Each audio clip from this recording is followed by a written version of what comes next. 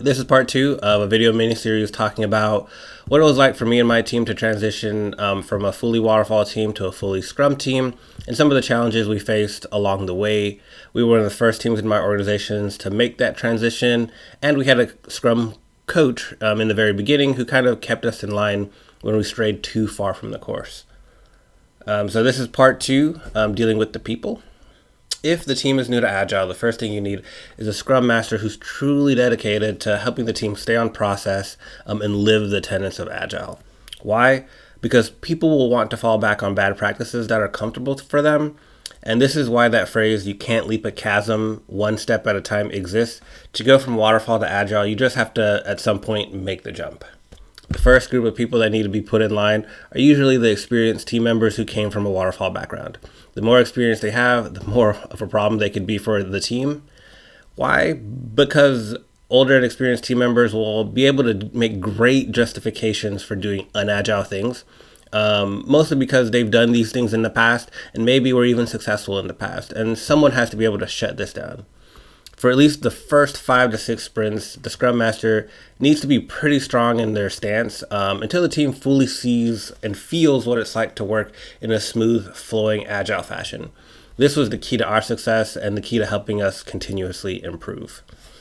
The next group is management, for mostly the same reasons as experienced team members, in that they're used to seeing certain processes and paperwork happen. And this is, again, where the Scrum Master needs to come in and help management understand how things will be different, why it's okay, and to come up with strategies where everyone gets what they need without too many impediments to the team building great software. Finally is the product owner.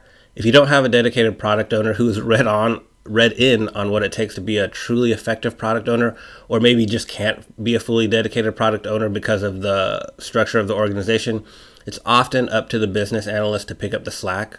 Still though, as much as you back up the PO, there needs to be someone steering the ship, making decisions, establishing a roadmap, and in many cases just pushing back on other stakeholders' requests. Here again, you should use your Scrum Master to help fight the good fight in having a dedicated product owner. My team went through periods of having moderately involved product owners to super involved product owners, to even small periods with no product owner. And having a super involved product owner is definitely the best case scenario.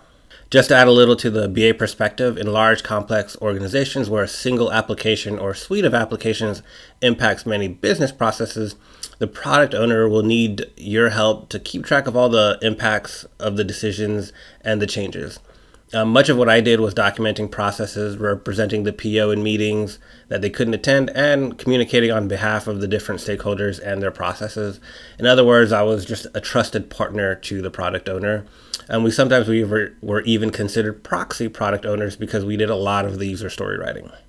Okay, that was part two about the people challenges of starting Scrum. If you have any additional questions, as always, leave them in the comments and I will answer you there. And if the question is big enough, I'll make a whole new video. So subscribe to see new questions get answered. And don't forget to check out part 3, which is about the most important Scrum ceremony.